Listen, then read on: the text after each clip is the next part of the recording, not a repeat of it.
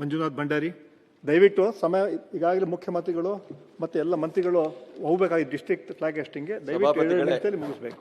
ಆಮೇಲೆ ನಾನು ಬೆಲ್ ಹೊಡೆದ ಮೇಲೆ ದಯವಿಟ್ಟು ಬೇರೆ ಯಾರು ಅದು ಅವಾಗಲೇ ನಿಲ್ಲಿಸಬೇಕು. 2ನೇ ಬೆಲ್ ಕಾಯಬಾರ್ದು. ಸೊ ಯಾಕಂದರೆ ಒಂದ್ಸಲ ಹೇಳಿದ ತಕ್ಷಣ ಸಭಾಪತಿಗಳೇ, ಹೌದಪ್ಪ, ಯಾಕೆ ಅಂತ ಹೇಳಿದ್ರೆ ಬಹಳಷ್ಟು ಜನ ತಮ್ಮ ಬಗ್ಗೆ ಮಾತನಾಡಿದ್ದಾರೆ. ಆದರೆ ತಮ್ಮ ಜೊತೆ ಸುಮಾರು 1982ರಿಂದ ನಾವು ಜೊತೆಯಾಗಿ ಕಾಂಗ್ರೆಸ್ ಪಕ್ಷದಲ್ಲಿ ಬಂದಂಥವ್ರು. ಮಾನ್ಯ ಮುಖ್ಯಮಂತ್ರಿಗಳು ಸಹ ಇದ್ದಾರೆ. ನಾವೆಲ್ಲರೂ ಈ ಪಕ್ಷಕ್ಕಾಗಿ ದುಡಿದಂಥವ್ರು. ಹರಿಪ್ರಸಾದ್ ಸಾಹೇಬರು ನಮ್ಮೆಲ್ಲ ನಾಯಕರಾಗಿ ದೆಹಲಿಯಲ್ಲಿ ಇದ್ದಂಥವ್ರು. ನಾನು ಚಿಕ್ಕಮಗಳೂರಿನಲ್ಲಿ ಇಂಜಿನಿಯರಿಂಗ್ ಓದ್ತಾ ಇದ್ದೆ, ತಾವು ಬೆಂಗಳೂರಿನಲ್ಲಿದ್ರಿ. ನಾವೆಲ್ಲ ಒಂದು ವಿದ್ಯಾರ್ಥಿ ನಾಯಕರಾಗಿ ಬಂದಂಥವ್ರು.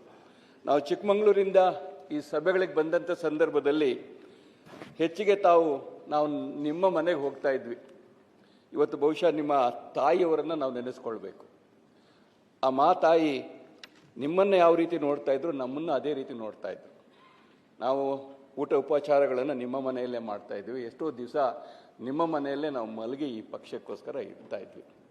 ನಂತರದ ದಿನಗಳಲ್ಲಿ ನಮಗೇನು ಆಸೆ ಇತ್ತು ಅಂತ ಹೇಳಿದ್ರೆ, ಬಹುಶಃ ನಾವೆಲ್ಲರೂ ತಾವೊಬ್ಬ ಒಳ್ಳೆಯ ನಾಯಕರಾಗಬೇಕು ಅಂತ ಹೇಳಿ, ಅವಾಗ ನಮಗೆಲ್ಲ ನಾಯಕರಾಗಬೇಕು ಅಂತ ಕನಸಿರಲಿಲ್ಲ. ನಮ್ಮ ಜೊತೆಯಲ್ಲಿದ್ದಂಥ ಒಬ್ಬ ನಾಯಕನಾಗಬೇಕು ಅಂಥೇಳಿ, ತಮಗೆ MLA ಸೀಟ್ಗಳನ್ನು ಕೊಡಬೇಕು, ತಾವು ಶಾಸಕರಾಗಬೇಕು ಅಂಥೇಳಿ ನಾವು ದೆಹಲಿ ಮಟ್ಟದಲ್ಲೆಲ್ಲ ಹೋಗ್ತಾ ಇದ್ವಿ. ಕೊನೆಗೆ ನಾನು ಮತ್ತು ನೀವು ಇಬ್ಬರು ಕಂಟೆಂಟರ್ ಆಗ್ತಾ ಬರ್ತಾ ಇದ್ವಿ. ಯಾವುದೇ ಒಂದು ಪೊಸಿಷನ್ಗೆ ಬಂದಾಗ ನೀವು ಕೇಳ್ತಾ ಇದ್ರಿ, ನಾನು ಕೇಳ್ತಾ ಇದ್ದೆ. ಆದರೆ ನಮ್ಮಿಬ್ಬರ ನಡುವೆ ಮೊಹಮ್ಮದ್ ಬದ್ರುದ್ದೀನ್ ಅಂತ ನಮ್ಮ ಸ್ನೇಹಿತ ಇದ್ದ.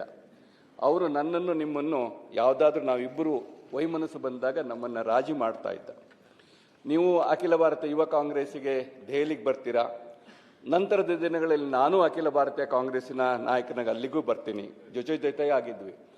ಆದರೆ 2001 ಹರಿಪ್ರಸಾದ್ ಸಾಹೇಬರು ಹೇಳಿದಾಗೆ ACYPL American council of young political leader exchange ಪ್ರೋಗ್ರಾಮಲ್ಲಿ ನಾವಿಬ್ಬರು ಜೊತೆಯಾಗಿ ಅಮೇರಿಕಕ್ಕೆ ಹೋಗಿದ್ವಿ. 9/11 ಬಹುಶಃ ಆರತಿ ಕೃಷ್ಣ ಅವರು ಇದ್ದಾರೆ. 9/11 ಅಟ್ಯಾಕ್ ಆದಂಥ ಸಂದರ್ಭದಲ್ಲಿ ಬಹುಶಃ ಎಲ್ಲರೂ ಪ್ಯಾನಿಕ್ ಆದ್ವಿ. ನಾವು ಏನಪ್ಪ, ನಮ್ಮ ಜೀವನ ಇಲ್ಲಿಗೆ ಮುಗಿದೋಯ್ತಾ, ನಾವು ಹೇಗೆ ವಾಪಸ್ ನಮ್ಮ ದೇಶಕ್ಕೆ ಹೋಗೋದು ಅಂತ ಹೇಳಿ. ಅವಾಗ ಆರತಿ ಕೃಷ್ಣ ಅವರು ನಮ್ಮನ್ನ ಮನೆ ಕರ್ಕೊಂಡೋಗಿ ಅವ್ರ ಮನೆಯಲ್ಲಿ ಅವ್ರು ನಮ್ಮನ್ನ ಊಟೋಪಚಾರ ಮಾಡಿದ್ದ ದಿನಗಳನ್ನು ಸಹ ನೆನಪು ಮಾಡ್ಕೊಳ್ಬಹುದು.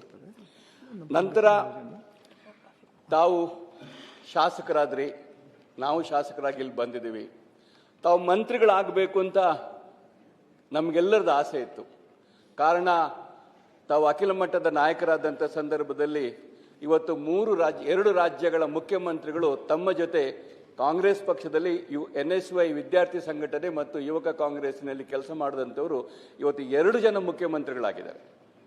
ಒಂದು ಹಿಮಾಚಲದಲ್ಲಿದ್ದಾರೆ, ಇನ್ನೊಬ್ಬರು ಕೇರಳದಲ್ಲಿದ್ದಾರೆ. ಅಂತ ಹೇಳಿದ್ರೆ ನಾವೆಲ್ಲರೂ ಈ ಪಕ್ಷಕ್ಕೋಸ್ಕರ ದುಡಿದು ನಮಗೆ ಈ ಪಕ್ಷದಲ್ಲಿ ಇಂಥ ಸ್ಥಾನಮಾನಗಳು ಸಿಕ್ಕಿದೆ. ತಾವು ಈ ಒಂದು ಸ್ಥಾನವನ್ನು ಉತ್ತಮ ರೀತಿಯಲ್ಲಿ ನಡೆಸ್ಕೊಳ್ತೀರಾ, ಹಾಗೆ ತಮಗೆ ಒಳ್ಳೆಯದಾಗಲಿ. ತಾವು ಯಾವ ಈ ರಾಜಕಾರಣವನ್ನು ಮಾಡ್ಕೊಂಡು ಬಂದಿದ್ದೀರಾ ಅದು ಆಗಬೇಕು ಅಂತೇಳಿ. ಯಾಕೆಂದರೆ 2014ರಲ್ಲಿ ತಾವು ಪಾರ್ಲಿಮೆಂಟಿಗೆ ನಿಂತಿದ್ರಿ, ನಾನು ಪಾರ್ಲಿಮೆಂಟಿಗೆ ನಿಂತಿದ್ವಿ. ಇದೆಲ್ಲ ಮಾಡ್ಕೊಂಡು ಬಂದಿದ್ವಿ. ತಮಗೆ ಶುಭವಾಗಲಿ ಅಂತ ಹೇಳ್ತಾ ಕೊನೆಯದಾಗಿ ಹೊರಟ್ಟಿಯವ್ರ ಬಗ್ಗೆ, ಯಾಕೆಂತ ಹೇಳಿದ್ರೆ ನಮಗೆಲ್ಲ ಮಾರ್ಗದರ್ಶನವನ್ನು ಮಾಡ್ತಾ ಬಂದಿದ್ರು. ಇವತ್ತು ಅವರ ಸ್ಥಿತಿ ಏನಾಗಿದೆ ಅಂತ ಹೇಳಿದ್ರೆ, ಕೋರ್ಟಲ್ಲಿ ಒಂದು ಕೇಸ್ ಹೋಗುತ್ತಂತೆ. ಅದೇನಪ್ಪ ಅಂತ ಹೇಳಿದ್ರೆ ಮಾನಭಂಗ ಆಗಿದೆ ಅಂತ ಹೇಳ್ಬಿಟ್ಟು. ಆವಾಗ ಮಾನಭಂಗಕ್ಕಾದವ್ರು ಹೇಳ್ತಾರಂತೆ, ಸರ್ ಅವ್ರು 1 ಸಲ ಮಾಡಿದ್ರೆ ಈ ಲಾಯರು ನಮ್ಮನ್ನು 100 ಸಲ ಮಾಡಿಬಿಟ್ರು ಅಂತ ಹೇಳ್ಬಿಟ್ಟು. ಹಂಗೆ ಕೇಳಿದ್ದನ್ನೇ ಕೇಳಿ ಹೇಳಿದ್ದನ್ನೇ ಹೇಳಿ ಅವ್ರಿಗೆ ಮನಸ್ಸಿಗೆ ನೋವು ಮಾಡ್ತಾ ಇದ್ವಿ. ಅವರ ನಿರ್ಧಾರ, ಯಾಕೆಂತೇಳಿ ಸುಮಾರು 50 ವರ್ಷಗಳ ಕಾಲ ರಾಜಕಾರಣದಲ್ಲಿ ಇದ್ದಂಥವ್ರು, ರಾಜಕೀಯ ನಿರ್ಧಾರಗಳನ್ನು ತಗೊಳ್ಬೇಕು. ಅವರೇ ನನಗೊಂದ್ಸಲ ಮಾತನ್ನು ಹೇಳಿದರು. ನಾನು ಹೇಳಬೇಕಾದ್ರೆ, ನೋಡಪ್ಪ ನೀವೆಲ್ಲ ನನ್ನ ಜೊತೆಗೆ ಒಳ್ಳೆ ರೀತಿಯಲ್ಲಿದ್ದೀರಾ, ಆದರೆ ನಿಮ್ಮ ಪಕ್ಷಗಳು ಯಾವ ನಿರ್ಧಾರನ ತೆಗೆದುಕೊಳ್ತೀರ ಅದಕ್ಕೆ ಬದ್ಧರಾಗಬೇಕಾಗುತ್ತೆ ಅನ್ನೋ ಮಾತನ್ನು ಸಹ ಹೇಳಿದರು. ಅದನ್ನು ಹೇಳಿ ತಮಗೆ ಶುಭವಾಗಲಿ. ತಮ್ಮ ಸಮಯದಲ್ಲಿ ಒಳ್ಳೆಯ, ಈಗ ಬಹಳಷ್ಟು ಜನ ಯಾರು ಚರ್ಚೆಗಳನ್ನು ಹೇಳ್ತಾ ಇದ್ರು, ಅಂಥ ಚರ್ಚೆಗಳು ಆಗಬೇಕು ಅನ್ನೋ ಒಂದು ಅಭಿಪ್ರಾಯವನ್ನು ಇಟ್ಕೊಂಡು ನಾವು ಇಲ್ಲಿಗೆ ಬಂದಂಥವ್ರು. ಅದು ತಮ್ಮ ಸಮಯದಲ್ಲಿ ಆಗಿ ಒಳ್ಳೆಯ ಹೆಸರುಗಳು ಆಗಲಿ ಅಂತ ಹೇಳಿಬಿಟ್ಟು ನನಗೇನಪ್ಪ ಸಂತೋಷ ಅಂತ ಹೇಳಿದ್ರೆ, ಕಳೆದ ಸಲ ನಮ್ಮ UT ಖಾದರ್ ಅವರು ಅಲ್ಲಿ ವಿಧಾನ ಸಭೆಯಲ್ಲಿ ಅಧ್ಯಕ್ಷರಾಗಿದ್ದರು. ಈಗ ನೀವು ಇಲ್ಲಿದ್ದೀರಿ, ಯಾಕೆಂದ್ರೆ ಇಬ್ಬರು ನೀವು ಮಂಗಳೂರಿನ ಮೂಲದವರು. ಹಾಗಾಗಿ ಈ ಸಭೆಯ ಮಂಗಳೂರಿನ ಮೂಲವನ್ನು ಮತ್ತೊಮ್ಮೆ ನೆನಪು ಮಾಡಿಕೊಂಡು ನನ್ನ ಭಾಷಣ ಮುಗಿಸಿದೆ. ಸುಶೀಲ್ ನಮೋಶಿ ಅವರು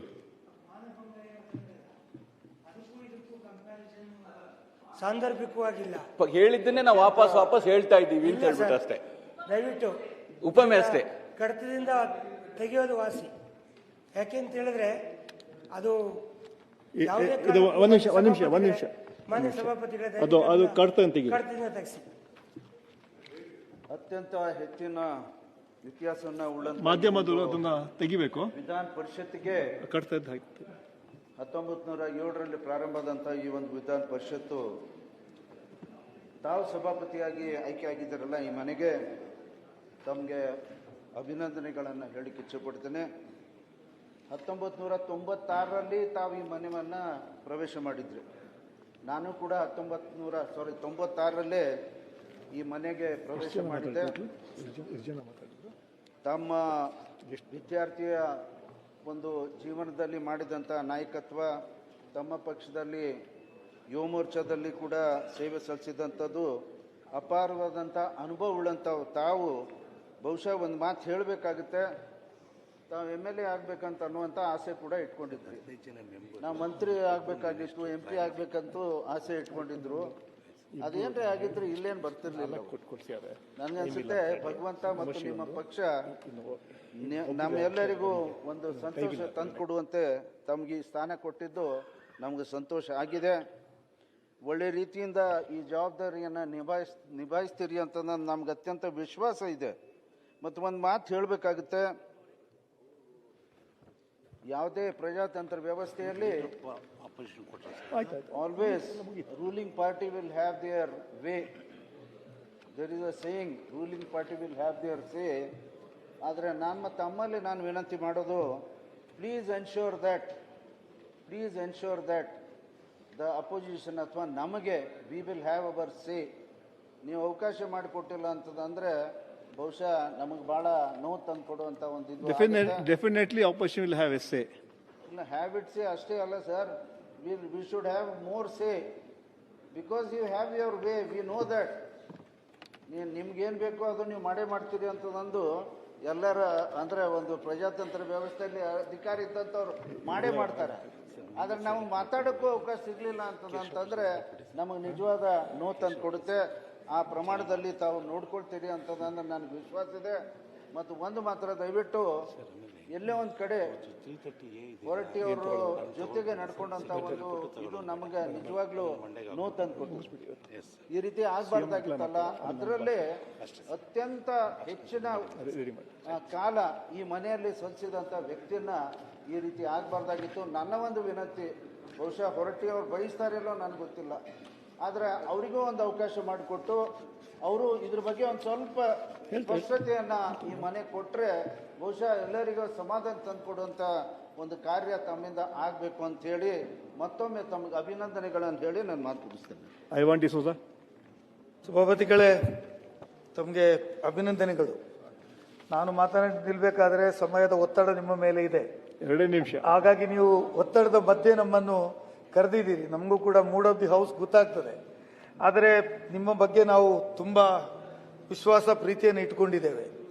ನೀವು ಇವತ್ತಿನ ಪ್ರಸ್ತುತ ರಾಜಕೀಯ ವ್ಯವಸ್ಥೆಯಲ್ಲಿ ಜಾತಿ ಧರ್ಮ ಇದೆಲ್ಲ ಮಾತುಕತೆಗಳಾಗುವ ಮಧ್ಯದಲ್ಲಿಯೂ ನೀವು ಈ ಒಂದು ಅತ್ಯಂತ ಗೌರವಯುತವಾದಂಥ ಮತ್ತು ಸಾಮಾಜಿಕ ಬದ್ಧತೆ ಮತ್ತು ಜವಾಬ್ದಾರಿ ಉಳ್ಳಂಥ ಈ ಒಂದು ಹುದ್ದೆಗೆ ಬಂದು ಸಭಾಪತಿ ಸ್ಥಾನವನ್ನು ಅಲಂಕರಿಸಿರುವುದು ನನಗಂತೂ ಬಹಳ ಸಂತೋಷ ತಂದಿದೆ. ಇತ್ತೀಚೆಗೆ ಅಸೆಂಬ್ಲಿಯಲ್ಲಿ ಕೂಡ UT ಖಾದರ್ ಅವರು ಸಭಾಧ್ಯಕ್ಷರಾಗಿದ್ದರು. ಅವರು ಈಗ ಅದನ್ನು ಬಿಟ್ಟು ಮಂತ್ರಿಗಳಾದ್ರು ಏನು ಅವರಿಗೆ ಡಬಲ್ ಧಮಾಕ ಅಲ್ಲ. 1 ನಿಮಿಷ. ನಾವು ಕೂಡ ಅದೇ ತರ ಫಾಲೋ ಮಾಡೋದ 11, 12 ಗಂಟೆ ರಾತ್ರಿ 1 ಗಂಟೆವರೆಗೂ ಏನು ನೀವು ಹೇಳ್ತಾರೆ ನನಗೆ ಹಾಗೆ. ಹೌದು, ಖಾದರ್ ಅವರು ಮಾಡಿ ಅಂತ ಹೇಳುದು. ಅಲ್ಲ, ಮಾಡ್ತಾರೆ 11 ಗಂಟೆ ಚರ್ಚೆ ಮಾಡಿಸಿ. ನಾವು ನಿಮ್ ಜೊತೆ ಇರ್ತೇವೆ. ಈಗ UT ಖಾದರ್ ಅವರಿಗೆ ಸಭಾಧ್ಯಕ್ಷ ಸ್ಥಾನ ಬಿಟ್ಟ ಮೇಲೆ ಡಬಲ್ ಧಮಾಕ ಆಗಿದೆ. 3 4 ಖಾತೆಗಳು ಸಿಕ್ಕಿದ್ದಾವೆ. ಹಾಗಾಗಿ ಈ ಹುದ್ದೆಯಲ್ಲಿ ನೀವು ಬಂದಾಗ ಪ್ರಸ್ತುತ ನಿಮ್ಮ ಜೀವನ ಶೈಲಿಯನ್ನು ಬದಲಾವಣೆ ಮಾಡಬೇಕಾಗ್ತದೆ. Function of styling. ಇದುವರೆಗೆ ನಿಮಗೆ ಕಾಂಗ್ರೆಸ್ ಅಂತ ಇತ್ತು. ಇವತ್ತೇ ಶಿವಯ್ಯದ. ಈಗ ಈ ಸ್ಥಾನದಲ್ಲಿ ಕೂತ ಮೇಲೆ ಎಲ್ಲರನ್ನ ಒಂದೇ ರೀತಿ ನೋಡ್ತಕ್ಕಂಥದ್ದು. ಹಾಗಾಗಿ ನಿಮ್ಮ ಏನು ಲೈಫ್ ಸ್ಟೈಲ್ ಅಲ್ಲಿ ನೀವು ಬದಲಾವಣೆ ಮಾಡಬೇಕು. ಸಂವಿಧಾನ ಅಂತ ನಾವು ಹೇಳ್ಕೊಳ್ಬೇಕಾಗತ್ತೆ. ನೀವು ಹಾಗೆ ಹೇಳಿದಿರಿ, ಸಂವಿಧಾನದ ಪ್ರತಿಯನ್ನು ತೋರಿಸಿ ಅಧಿಕಾರದಲ್ಲಿ ಕೂತ್ಕೊಂಡ್ರಿ.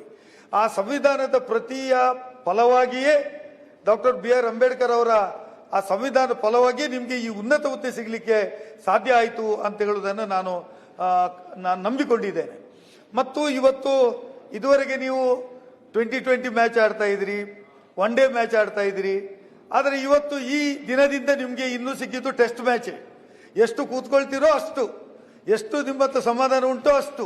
ಯಾಕಂದ್ರೆ ಸಚೇತಕರಾಗಿ ನೀವು 3 ಬಾರಿ ಹುದ್ದೆಯನ್ನು ನಿರ್ವಹಣೆ ಮಾಡಿದ್ದೀರಿ. ನಾನು ನಿಮ್ಮ ಹಿಂದೆ ಕೂತಿದ್ದೆ. ಯಾರು ಸಚೇತಕನಾಗಿರ್ತಾರೋ ಅವರಿಗೆ ತಾಳ್ಮೆ ಜಾಸ್ತಿ ಆಗಿಬಿಡ್ತದೆ. ಯಾಕೆಂದ್ರೆ ಮೊದಲು ಅವರು ಬರೋದು, ಕೊನೆಗೆ ಅವರು ಹೋಗುದು. ಹಾಗಾಗಿ ನಿಮಗೆ ಈ ಹುದ್ದೆಯಲ್ಲಿ ತಾಳ್ಮೆ ಹೆಚ್ಚು ಬೇಕಾಗ್ತದೆ ಮತ್ತು ಎಲ್ಲರಿಗೂ ಗೌರವ ಕೊಟ್ಟು ಈ ಹುದ್ದೆಯನ್ನು ನಡೆಸಬೇಕಾಗ್ತದೆ. ಈ ಹುದ್ದೆ ನಿಜವಾಗಿಯೂ ಏನು ಬೆಡ್ ಆಫ್ ರೋಸಸ್ ಅಲ್ಲ, ಇದು ಸ್ವಲ್ಪ ಮುಳ್ಳುಗಳು ಕೂಡ ಇರ್ತಕ್ಕಂಥದ್ದು. ಮುಳ್ಳು ತಾಗಬಾರ್ದು, ಮಲಗಲಿಕ್ಕೂ ಸಮಾಧಾನ ಆಗಬೇಕು. ಆ ದೃಷ್ಟಿಯಲ್ಲಿ ನೀವು ಈ ಸದನವನ್ನು ನಡೆಸಿಕೊಂಡು ಹೋಗಬೇಕಾಗ್ತದೆ. ಮತ್ತು ಒಂದು ಮಾತು ನಾನು ಹೇಳಲೇಬೇಕು, ಎಲ್ಲರೂ ಅದನ್ನು ಹೇಳಿದರು, ಏನಂದ್ರೆ ವಿರೋಧ ಪಕ್ಷ ಕಡೆ ಹೆಚ್ಚು ಅವಕಾಶ ಕೊಡಬೇಕು. ಅದು ಟ್ರೂ. ಇನ್ನು ಪ್ರಜಾಪ್ರಭುತ್ವದಲ್ಲಿ ವಿರೋಧ ಪಕ್ಷದ ಕಡೆ ಹೆಚ್ಚು ಅವಕಾಶ ಕೊಡ್ತಕ್ಕಂಥದ್ದು ಕೂಡ ಇದೆ. ಮತ್ತೊಂದು ಸನ್ಮಾನ್ಯ ಬಸವರಾಜ ಹೊರಟ್ಟಿ ಅವರ ಬಗ್ಗೆ ಹಿಂದಿನ ಸಭಾಪತಿಗಳಾಗಿ ಒಳ್ಳೆಯ ಕೆಲಸ ಮಾಡಿದ್ದಾರೆ, ನಮ್ಮನ್ನೆಲ್ಲ ಗೌರವಿತವಾಗಿ ನೋಡಿಕೊಂಡಿದ್ದಾರೆ, ಇಡೀ ಸದನವನ್ನು ಚೆನ್ನಾಗಿ ಮೈಂಟೈನ್ ಮಾಡಿದ್ದಾರೆ. ಮತ್ತು ಅವರಿಗೂ ಗೊತ್ತಿದೆ, ನಮಗೂ ಗೊತ್ತಿದೆ, ಯಾವಾಗ ಪ್ರಜಾಪ್ರಭುತ್ವದಲ್ಲಿ ಸಂಖ್ಯಾಬಲ ಜಾಸ್ತಿ ಆದ ಕೂಡಲೇ ಆ ಸ್ಥಾನವನ್ನು ಬಿಟ್ಟು ಕೊಡಬೇಕಾಗಿರ್ತಕ್ಕಂಥದ್ದು ಪ್ರಜಾಪ್ರಭುತ್ವ ನಡೆದುಕೊಂಡು ಬಂದಿರತಕ್ಕಂಥದ್ದು. ಅದು ಒಂದು ದಿನ ಮುಂದೆ, ಒಂದು ದಿನ ಹಿಂದೆ, ಡಸಂಟ್ ಮೇಕ್ ಎನಿ ಡಿಫರೆನ್ಸ್. ಈ has to follow and honour the constitution. ಮತ್ತು ಮೆಜಾರಿಟಿ ಬಂದಿದೆ, ಬಿಟ್ಟು ಬಿಟ್ಟಿದ್ದಾರೆ. ನನ್ನ ಹತ್ರವೂ ಹಿಂದೆ ಹೇಳಿದರು, ಜೂನ್ 2026ಗೆ ಮೆಜಾರಿಟಿ ಬರ್ತದಪ್ಪ, ಅಲ್ಲಿವರೆಗೆ ಬರೋದಿಲ್ಲ ನಿಮಗೆ, ಅಲ್ಲಿವರೆಗೆ ನಾನು ನಡೆಸ್ತೇನೆ, ಅದು ಬಂದ ಮೇಲೆ I will quit my post ಅಂತ ಹೇಳಿದರು. ಆ ಥರ ಅವರು ಮಾಡಿದ್ದಾರೆ, ಅವರಿಗೆ ನಾನು ಅಭಿನಂದಿಸ್ತೇನೆ ಮತ್ತು ತಮಗೂ ಶುಭವನ್ನು ಕೋರ್ತೇನೆ, ಮಾತು ಮುಗಿಸ್ತೇನೆ. ಹೆಚ್ಚಿನ ವಿಡಿಯೋಗಳಿಗೆ ಪ್ರತಿಧ್ವನಿ ಯೂಟ್ಯೂಬ್ ಚಾನೆಲ್ ಸಬ್ಸ್ಕ್ರೈಬ್ ಮಾಡಿ, ಬೆಲ್ ಐಕಾನ್ ಕ್ಲಿಕ್ ಮಾಡಿ.